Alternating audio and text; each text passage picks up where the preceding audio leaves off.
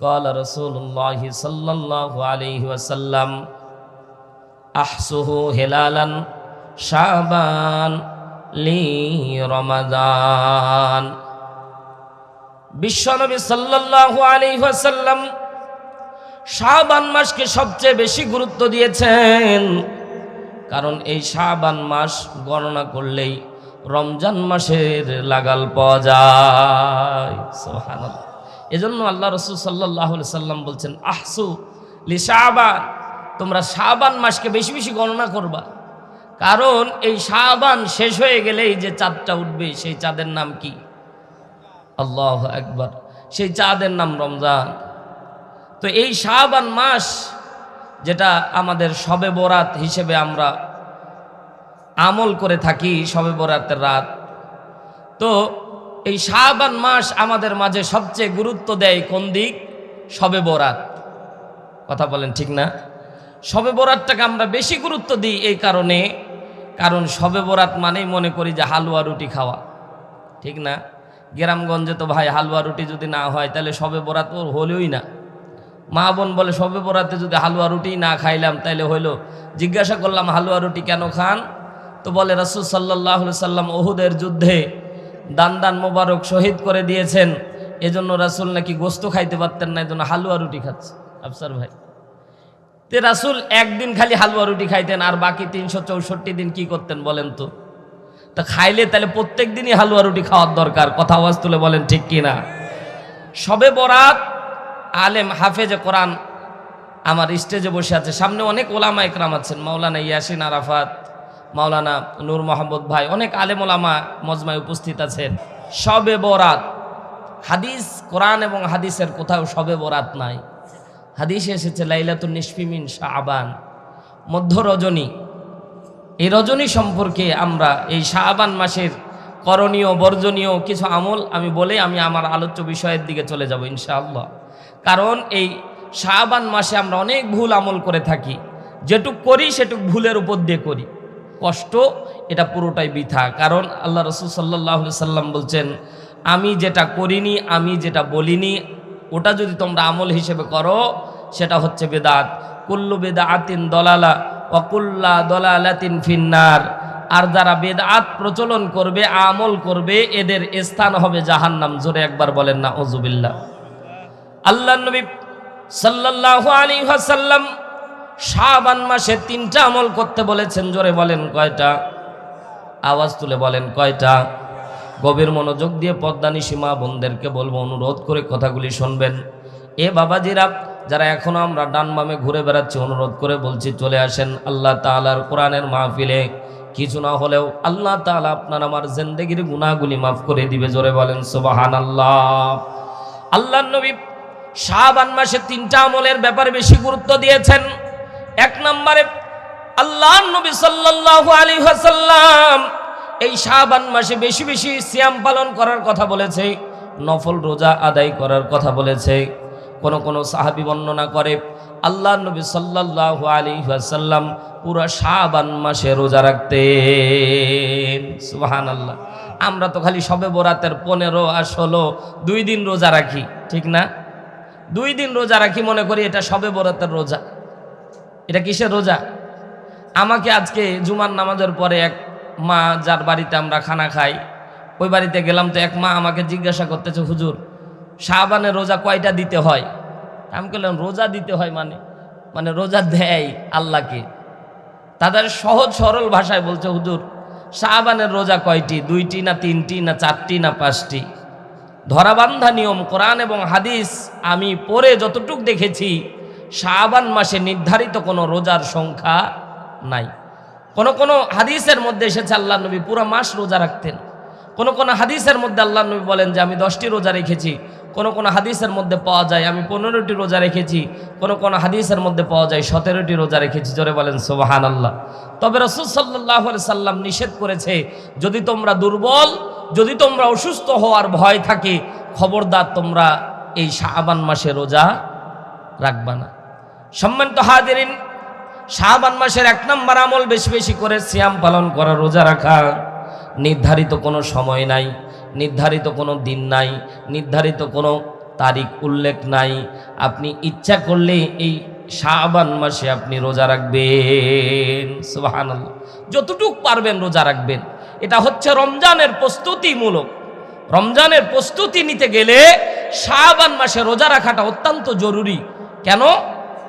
আপনারা যদি ক্রিকেট খেলা দেখেন, আন্তর্জাতিক যে আইসিসি ইন্ডিয়া যে বোর্ড গঠন করলো আর ক্রিকেট খেলা, সেখানে কি বাংলাদেশ বা যে কোনো দেশ বা আন্তর্জাতিক একটা খেলা হঠাৎ কি পুরস্কার দিয়ে বিশ্বকাপ চ্যাম্পিয়ন একটা অনুষ্ঠান আয়োজন করলো, হঠাৎ করে কেউ প্র্যাকটিস ছাড়াই কি ওই জায়গায় চান্স পায়? কথা বলেন। এই যে বক্তাবৃন্দ হঠাৎ করে কি এসেছে? না, এরা স্টাডি করে করে এক পর্যায়ে এসেছে। কারি সাহেব 5 মিনিট তেলাওয়াত করে, সে হাজার বছরকে বছর প্র্যাকটিস করার পরে এসে সে যখন প্রসিদ্ধতা পায় তখন তেলাওয়াত করে, তখন ভালো লাগে। আল্লাহ নবী সাল্লাল্লাহু আলাইহি ওয়াসাল্লাম বলেন, তোমরা হঠাৎ করে রমজান মাসে রোজা রাখলে তোমরা অনেকটা অসুস্থ হয়ে যেতে পারো। বিজ্ঞানের ভাষায় একটু কথাগুলি দিলের কানটা লাগিয়ে শুনবেন। অনেকে তো আমরা মোল্লার কথা বিশ্বাস করতে চাই না, একটু বিজ্ঞানের থিওরি দিয়ে আপনাদেরকে বোঝাতে চাই। হঠাৎ দেখবেন রমজান মাস যদি আসে, হঠাৎ যদি আমি রোজা রাখি, প্রথম 10 দিন এমন কাহিল হয়ে যায় বলাই যায় না, ঠিক না? দেখবেন প্রথম 10 দিন এত পরিমাণে কাহিল হয় যে জোহর নামাজ কোন রকমের হইলে মসজিদ আর ছাড়ে না। মসজিদের মধ্যে এক কোনায় শুইলে আর এক কোনায় গড়াগড়ি দিয়ে যায় আর খালি ঘড়ি দেখে। কথা বলেন। খালি ঘড়ি দেখে যে কি ব্যাপার, আসর হইল না কেন, টাইম যায় না কেন, খালি ঘড়ি দেখে, কিন্তু সময় পার হয় না। এর কারণ আছে।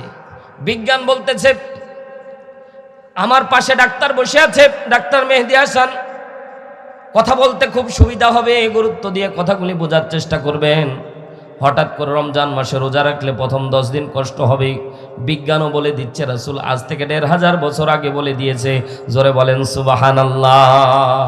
এই জন্য শাবান মাসে আল্লাহ নবী একটু রোজা রাখতে বলেছে, যাতে করে প্র্যাকটিস হয়, রমজানের রোজাগুলি তোমাদের না ছুটে যায়। জোরে বলেন না সুবহানাল্লাহ। পর্দা নিশা আমার মা বোনেরা গভীর মনোযোগ দেন। আমি দৈনন্দিন 3 বেলা খাবার খাই। সকাল 9টা থেকে 10টার ভিতরে সকালের নাস্তা, 1টা থেকে 2টার ভিতরে দুপুরের খাবার, রাত যখন গভীর হয় রাত 7টা থেকে 9টার ভিতরে আমরা রাতের খাবার গ্রহণ করে থাকি। এটা আমাদের রেগুলার এই টাইমটা আমরা মেনটেন করে যারা খাবার খেয়ে থাকি। বিজ্ঞান বলতেছে, আপনার খাবারের সময় যখন হয়ে যায়, পেটের মধ্যে যে পাকস্থলী আছে যেটা খাদ্য গ্রহণ করে থাকে, ওই খাদ্য গ্রহণের সময় হলে সে মুখটা ওপেন করে দেয়। মুখটা যখন ওপেন করে দেয় তখনই আপনার খাদ্যের যে চাহিদা এটা আপনার চূড়ান্ত লেভেলের আসে। খেয়াল করবেন, আপনার আমার পেটের মধ্যে আল্লাহ তাআলা হাইড্রোক্লোরিক অ্যাসিড দান করেছে। আল্লাহু আকবার। জোরে বলেন তো, জোরে বলেন না আল্লাহু আকবার। 1 ফোঁটা হাইড্রোক্লোরিক অ্যাসিড যদি আপনি এই হাতের মধ্যে দেন, তো এই হাড্ডি পর্যন্ত ফুটো হয়ে নিচের দিকে চলে যাবে। আল্লাহ তাআলা ওই হাইড্রোক্লোরিক অ্যাসিড যদি আপনার আমার পেটের মধ্যে না দিত, তাহলে আমি কোনোদিন ক্ষুধা কি জিনিস এটা বুঝতাম না। খাবার যে খেতে হবে এই চাহিদাটা আপনার আমার মাঝে আসতো না। আল্লাহ তাআলা পাকস্থলীর চারদিক দিয়ে আল্লাহ তাআলা হাইড্রোক্লোরিক অ্যাসিড দান করেছে। জোরে বলেন সুবহানাল্লাহ। আল্লাহ নবী সাল্লাল্লাহু আলাইহি ওয়াসাল্লাম বলেন, নিয়মিত খাদ্য গ্রহণ করার সময় পাকস্থলীগুলি যখন মুখ ওপেন করে দেয়, তাৎক্ষণিক যখন কোনো খাদ্য খাবার না পায়, আস্তে করে পাকস্থলীর মুখটা যখন বন্ধ হয়ে যায়, তখন ওই বান্দার জন্য, যার পাকস্থলী, তার শরীরটা অনেকটা ড্যামেজ হয়ে যায়, তাৎক্ষণিকভাবে শরীরটা অনেকটা দুর্বল মনে হয়। এজন্য দেখবেন হঠাৎ রমজান মাসে রোজা রাখা প্রথম 2-1 দিন দেখবেন খুব পরিমাণে কষ্ট লাগে, খুব পরিমাণে ক্ষুধা লাগে, এমনকি দাঁড়ানোর মতো শক্তি অনেকের থাকে না। এরকম হয় না? এজন্য আল্লাহ নবী সাল্লাল্লাহু আলাইহি ওয়াসাল্লাম বলেছেন, শাবান মাসে তোমরা নফল রোজাগুলি রাখো, যাতে করে তোমরা রমজান মাস আসলে যাতে তোমাদের কষ্ট না হয়। এজন্য আল্লাহ নবী সাল্লাল্লাহু আলাইহি ওয়াসাল্লাম এই শাবান মাসে বেশি বেশি করে রোজা রাখার আদেশ দিয়েছে। আল্লাহ নবী সাল্লাল্লাহু আলাইহি ওয়াসাল্লামকে সাহাবায়ে কেরাম প্রশ্ন করলেন, আরও কি কোনো বিশেষ কাজ আছে নাকি এই শাবান মাসে? রাসূল সাল্লাল্লাহু আলাইহি ওয়াসাল্লাম বললেন, পুরা বছরের যত আমল নামা আছে আল্লাহর দরবারে এই শাবান মাসেই পেশ করা হয়। সুবহানাল্লাহ। আল্লাহ নবী সাল্লাল্লাহু আলাইহি ওয়াসাল্লাম বলেন, আমি চাই আমার আমলগুলি আল্লাহর দরবারে যাতে করে আমার আমলগুলি রোজা অবস্থায় আল্লাহর দরবারে পেশ করা হয়। এজন্য আমি শাবান মাসে বেশি বেশি রোজা রাখার চেষ্টা করি। আমি চাই আমার শরীর যতক্ষণ দুর্বল না হয়, আমি পুরো শাবান মাসটা যেন রোজার মধ্যে কাটিয়ে দিতে পারি। জোরে একবার বলেন না সুবহানাল্লাহ। রাসূলকে আরো জিজ্ঞাসা করা হয়েছিল, ইয়া রাসূলুল্লাহ, আপনি সপ্তাহে 2 দিন রোজা রাখেন, সোমবার এবং বৃহস্পতিবার। এর মুসলমান ভাইরা আমার, পদ্মা নিশিমা বোনেরা গভীর মনোযোগ দেন।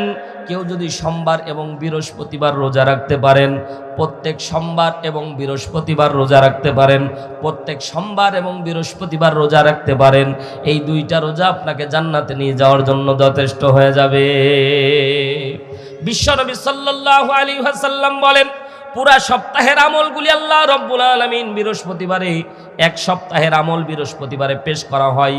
এজন্য আল্লাহ নবী সাল্লাল্লাহু আলাইহি সাল্লাম বলেন, আমি বৃহস্পতিবারে কোনোদিন আমার জানা মতে আমি কোনো বৃহস্পতিবারে রোজা ছেড়ে দেই নাই, কারণ আমার আমল নামাগুলি আল্লাহর দরবারে রোজা অবস্থায় যেন পৌঁছে যায়। এজন্যই আমি বৃহস্পতিবার রোজা রাখি। জোরে বলেন না সুবহানাল্লাহ। এবং শাবান মাসের রোজাগুলি, বছরের আমলগুলি আল্লাহর দরবারে পেশ করা হয়। এজন্যই তো রাসূল সাল্লাল্লাহু আলাইহি ওয়াসাল্লাম বলেন, এই শাবান মাসকে তোমরা বেশি বেশি গুরুত্ব দিয়ে নফল রোজাগুলি রাখবা। এই রোজাগুলি তোমার আমল নামা ভারী করার জন্য যথেষ্ট হয়ে যাবে, জান্নাতে যাওয়ার জন্য পাথেও তৈরি হয়ে যাবে। জোরে বলেন না সুবহানাল্লাহ। তাহলে এই শাবান মাসে নির্দিষ্ট কোনো রোজা রাখা যাবে না। ইচ্ছা যে যতটুক পারবেন চেষ্টা করবেন। যদি আপনি প্র্যাকটিস করে ফেলেন তাহলে রমজানটা আপনার জন্য সহজ হয়ে যাবে। জোরে বলেন না সুবহানাল্লাহ। আর নির্ধারিত রাত শবে বরাতের, লাইলাতুন নিসফি মিন শাবান, অর্থাৎ 15ই শাবান নির্ধারিত রাত্রি জাগরণ করে কোনো সওয়াব আল্লাহ রাসূল সাল্লাল্লাহু আলাইহি সাল্লাম হাদিসের মধ্যে কোথাও বলেনি। শবে কদর সম্পর্কে আল্লাহ রাসূল সাল্লাল্লাহু আলাইহি সাল্লাম বলেছেন, কিন্তু লাইলাতুন নিসফি মিন শাবান সম্পর্কে কোনো হাদিসের মধ্যে, সহিহ হাদিসের মধ্যে এইরকম কোনো রিওয়ায়াত বর্ণিত হয়নি। এজন্য আমি লাইলাতুন নিসফি মিন শাবান সম্পর্কে একটি হাদিস এসেছে, ইবনে মাজাহ 3567 নম্বর হাদিস। আল্লাহ নবী সাল্লাল্লাহু আলাইহি ওয়াসাল্লাম বলেন, আল্লাহ তাআলা লাইলাতুন নিসফি মিন শাবানে 3 শ্রেণীর মানুষকে বাদ দিয়ে আল্লাহ তাআলা সবাইকে মাফ করে দিবে। সুবহানাল্লাহ। আরো জোরে বলেন, আরো জোরে বলেন। এখানে হাদিসটা বলার পরে বলেন তো কোনো শর্ত আছে? বুঝে থাকলে জবাব দেন। কোনো শর্ত আছে? নামাজ পড়া লাগবে এরকম কথা আছে? রোজা রাখা লাগবে এরকম কোনো কথা আছে? রাত্রি জাগরণ করা লাগবে এরকম কথা আছে? আল্লাহ নবী সাল্লাল্লাহু আলাইহি সাল্লাম বলেন, আল্লাহ তাআলা 3 শ্রেণীর মানুষ বাদ দিয়ে সবাইকে আল্লাহ মাফ করে দিবে। তার মানে মুসলমান যার নাম আল্লাহ তাআলা তাকেও মাফ করে দিবে। প্রথম নাম্বার শিরিককারী। কি কারী? 1 নম্বরে আল্লাহ তাআলার সাথে যারা শিরিক করেছে আল্লাহ রাব্বুল আলামিন তাদের গুনাহগুলিকে মাফ করবে না। 2 নম্বরে মুশরিক যারা, আল্লাহ নবী সাল্লাল্লাহু আলাইহি সাল্লাম শিরিক যারা করে তাদেরকে মুশরিক বলা হয়। আল্লাহ নবী সাল্লাল্লাহু আলাইহি সাল্লাম এদেরকে মাফ করবে না। 2 নম্বর আত্মীয়তার সম্পর্ক ছিন্নকারীকে আল্লাহ তাআলা লাইলাতুন নিসফি মিন শাবানে মাফ করবে না। অনেক এখানে আল্লাহর বান্দা বসে আছি, দেখবেন সম্পদের কারণে ভাইয়ের সাথে সম্পর্ক নাই, বোনের সাথে সম্পর্ক নাই। দেখবেন আত্মীয়তার সম্পর্কে যারা ছিন্ন করেছে, ব্যাখ্যা দিতে গেলে লম্বা সময় লাগবে, গভীর মনোযোগ দেন। আত্মীয়তার সম্পর্ক ছিন্ন যারা করে আছেন আল্লাহ রাব্বুল আলামিন তাদেরকে মাফ করবে না। 3 নম্বরে যারা হিংসা করেন তাদেরকে আল্লাহ তাআলা মাফ করবে না। এই হিংসা তো মলামপুকুর এলাকার মধ্যে নাই। জোরে বলেন আছে? আরো জোরে বলেন না আছে? আছে নাকি? হিংসা দিয়ে আমরা ভরা।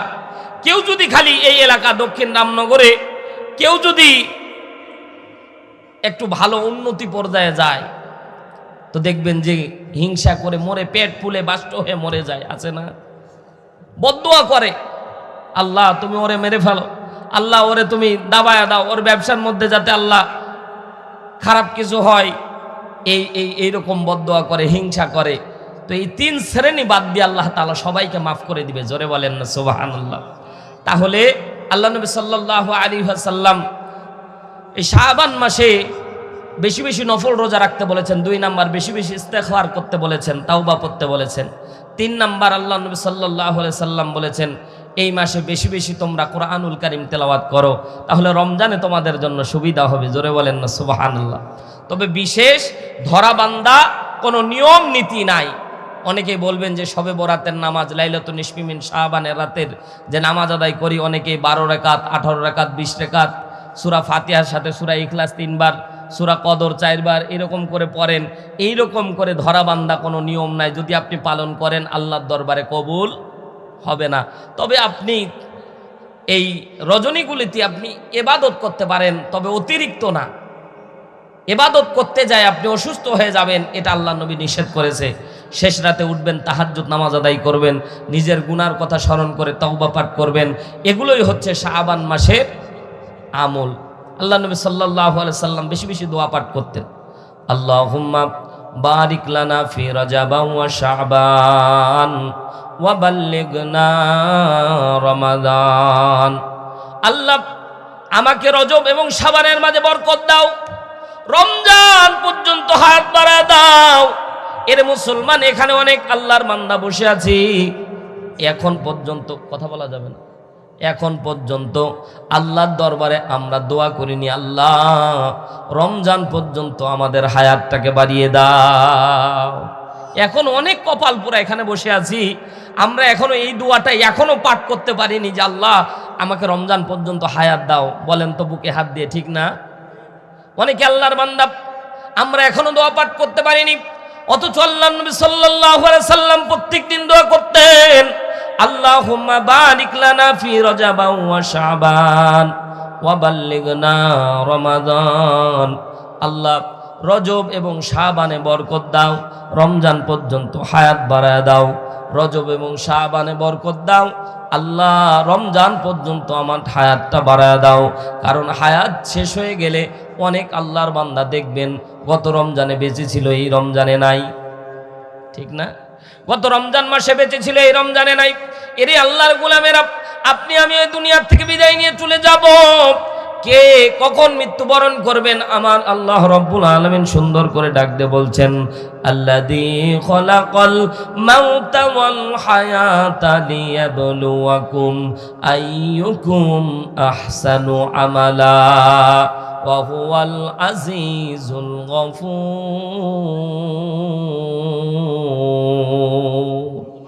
আল্লাহ রাব্বুল আলামিন বলেন, আল্লাযী তিনি সেই সত্তা যিনি খলাক সৃষ্টি করেছেন, মাউতা মৃত্যু, ওয়াল হায়াতা তারপর তোমাকে দুনিয়ার মধ্যে হায়াত দিয়ে পাঠিয়েছে কেন?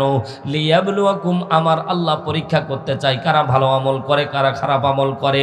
আল্লাহ রাব্বুল আলামিন দেখতে চাই সম্পদ পাওয়ার পরে কারা আল্লাহকে ভুলে যায়,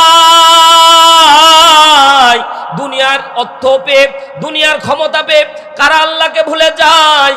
আমার আল্লাহ রাব্বুল আলামিন দেখে বান্দা, দুনিয়ার মধ্যে আমি আল্লাহ রাব্বুল আলামিনকে পাওয়ার পরে কারা তোমরা ভুলে যাও, আমি আল্লাহ তাআলা ওটাই তোমার কাছে পরীক্ষা করব। এ যুবক ভাই, যারা আমরা এখনো ঘুরে বেড়াচ্ছি, ওয়াল্লাহি কার হায়াত কখন জানি শেষ হয়ে যাবে। গত রমজান মাসে অনেকে বেঁচে ছিল, এই রমজানে নাই। সামনে এই যে কয়টা দিন আছে ভাই, এখনো 26 দিন বাকি আছে, কার হায়াত জানি কখন শেষ হয়ে যাবে। এবার যান, আপনি আমি কখন জানি মৃত্যুবরণ করব কেউ জানি না। এই দুনিয়া আপনার আমার জন্য চিরস্থায়ী না, কথা জোরে বলেন ঠিক কি না? প্রাণ পাখি উড়ে যাবে পিঞ্জির ছেড়ে,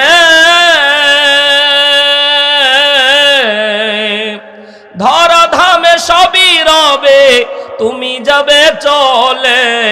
বন্ধু বান্ধব যত, মাতা পিতা তারা শত, সকলই হবে তোমার পর। রে মন আমার কেন বান্ধ দালান ঘর, রে মন আমার কেন বান্ধ দালান ঘর। কথা আওয়াজ তুলে বলেন ঠিক কি না? একদিন মাটির ভিতরে হবে ঘর, রে মন আমার কেন বান্ধ দালান ঘর। দেহ তোমার চর্মচর গলে পচে যাবে,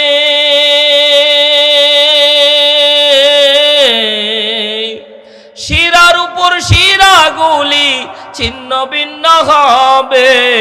মন্ডু মেরু দ্বন্দ্ব সবই হবে খণ্ড খণ্ড পরে রবে মাটির উপর রে মন আমার কেন বান্ধ দালান ঘর রে মন আমার কেন বান্ধ দালান ঘর। কথা জোরে বলেন ঠিক কি না?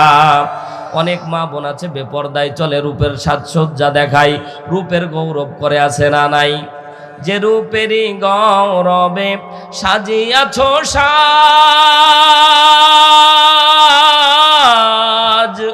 সোনা দানা টাকা করি রাজকী পোশাক, যেদিন প্রাণ চলে যাবে সবই পরে রবে, গায়ে দেবে মার কিনো থান রে মন আমার কেন বান্ধ দালান ঘর। কথা জোরে বলেন ঠিক কি না? এ বাজান আপনাকে আমাকে মৃত্যুবরণ করা লাগবে, কবরে যাওয়া লাগবে। এজন্যই তো অনুরোধ করে বলতেছি বাজান আসেন, ফিরে আসেন কোরআনের দিকে। আল্লাহ রাব্বুল আলামিন যে আয়াতে কারিমা আপনাদের খেদমতে তেলাওয়াত করেছি, কোরআনুল কারিমের সূরা তাহরিমের 8 নম্বর আয়াত।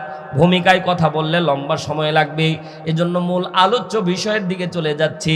আল্লাহ রাব্বুল আলামিন সুন্দর করে পৃথিবীর মানুষদেরকে আল্লাহ তাআলা বুঝায় দিচ্ছেন, দুনিয়ার মানুষ শুনে নাও, আমি আল্লাহ রাব্বুল আলামিন চাই না তোমরা জাহান্নামী হয়ে যাও। এ বান্দা শুনে নাও, আমি আল্লাহ চাই না তোমরা জাহান্নামবাসী হয়ে যাও। এত আদর করে তোমারে বানাইলাম জাহান্নামে দেওয়ার জন্য না রে বান্দা, না। আমি আল্লাহ যখন আসমান তৈরি করলাম, আমি আল্লাহ আসমানের মধ্যে হাত লাগাই নাই। আমি আল্লাহ জান্নাত তৈরি করলাম, আমি আল্লাহ হাত লাগাই নাই। আমি আল্লাহ তাআলা জমিন তৈরি করলাম, কুন ফায়াকুন বললাম, অমনি হয়ে গেল, হাত লাগাই নাই। ফেরেশতাদেরকে যখন আমি অর্ডার করলাম মানুষ তৈরি করো, এইভাবে এইভাবে তৈরি করো, মানুষ তৈরি করা হলো, আল্লাহর দরবারে প্রেজেন্টেশন করা হলো, আমার আল্লাহর কাছে পছন্দ হয় না। আল্লাহ তাআলা বলেন, লাকাদ খালাকনাল ইনসানা ফি আহসানি তাকওয়িম। জোরে বলেন না আল্লাহু আকবার। আল্লাহ রাব্বুল আলামিন সুন্দর করে আল্লাহ রাব্বুল আলামিন ডাক দে বলে, বান্দা শুনে নাও, আমি আল্লাহ রাব্বুল আলামিন তোমাদেরকে সুন্দর করে তৈরি করলাম রে বান্দা। আমি নিজ কুদরতি হাতখানা তোমার কপালের মধ্যে লাগায় দিলাম। এ বান্দা, তোমার নাকের মধ্যে আমি আল্লাহ কুদরতি হাত লাগাইলাম, গালের মধ্যে কুদরতি হাত লাগাইলাম। আমি তোমার শরীরটাকে সুন্দর করে তৈরি করে দিলাম নিজ কুদরতি হাত দিয়ে, জাহান্নামে দেওয়ার জন্য না রে বান্দা, না। এই জন্যই তো আল্লাহ তাআলা বলেন, বান্দা শয়তান তোমাদেরকে প্ররোচনা করে, শয়তান তোমাদেরকে গোমরাহ করে, শয়তান তোমাদেরকে জাহান্নামের পথে নিয়ে যাওয়ার জন্য অনেক গুনাহের মধ্যে তোমাদেরকে নিমজ্জিত করে দিবে। বান্দারা শুনে নাও, আমি আল্লাহ রাব্বুল আলামিন এই জন্য আসমান থেকে ফরমান নাজিল করে তোমাদেরকে জানায় দিলাম, বান্দা আমি আল্লাহ তাআলা বললাম, পাহাড় সমপরিমাণে গুনাহ যদি করো রে বান্দা, আয় আয় আয় ফিরে আয়, আমি আল্লাহর দরবারে আসতে দেরি হবে, আমি আল্লাহ তোমার গুনাহগুলিকে মাফ করতে দেরি করব না। জোরে বলেন না আল্লাহু আকবার। এ বাজান, আমরা যারা নিচে বসে আছি, যারা স্টেজে বসে আছি, পর্দা নিশি মা বোনেরা, বলেন তো দেখি আমাদের গুনাহ আছে না নাই? জোরে বলেন না কেন, আছে না নাই? কম আর বেশি? এ বাজান, যত গুনাহ করেছেন আমার আল্লাহ বলেন তো জানে কি জানে না? আল্লাহ বাবার গুনাহ সন্তানকে আল্লাহ ওপেন করে নাই, আল্লাহ বাবার সামনে সন্তানের গুনাহ ওপেন করে নাই, সন্তান সামনে আল্লাহ বাবার গুনাহ ওপেন করেন নাই, স্বামীর সামনে আল্লাহ স্ত্রীর গুনাহ ওপেন করেন নাই। যদি আল্লাহ করত, ইরে বাজান গভীর মনোযোগ দেন, বাবার সামনে যদি আল্লাহ সন্তানের গুনাহ ওপেন করে দিত, কোনোদিন সন্তান বাবারে বাবা কয়া ডাক দিত না। স্বামীর গুনাহ যদি স্ত্রীর সামনে আল্লাহ ওপেন করে দিত, কোনোদিন স্ত্রী স্বামীরে স্বামী কয়া ডাক দিত না। আমার আল্লাহ বলে, বান্দা আমি আল্লাহ তোমার তামাম গুনাহ গোপন রাখলাম কেন জানোনি? আমি আল্লাহ গোপন কায়দায় তোমার তামাম গুনাহগুলিকে মাফ করে দেওয়ার জন্য গোপন রেখেছি। জোরে একবার বলেন না সুবহানাল্লাহ।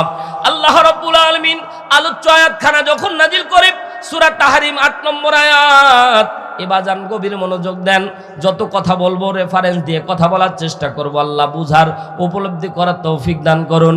বিশ্বনবী সাল্লাল্লাহু আলাইহি সাল্লাম বলেন, মুসনাদে আহমদ 1852 নম্বর হাদিস, রাসূল সাল্লাল্লাহু আলাইহি ওয়াসাল্লাম বলেন, গুনাহ নিয়ে যদি অন্ধকার কবরে আপনি আমি যাই, অন্ধকার কবর আল্লাহ তাআলা আপনার আমার জন্য জাহান্নামের টুকরা বানায় দিবে। সওয়াব নিয়ে যদি, আমল নিয়ে যদি, ঈমান নিয়ে কবরের মধ্যে যাই, কবরে যাইতে দেরি হবে, আমার আল্লাহ কবরটা জান্নাতের বাগান বানাতে দেরি করবে না। জোরে একবার বলেন না।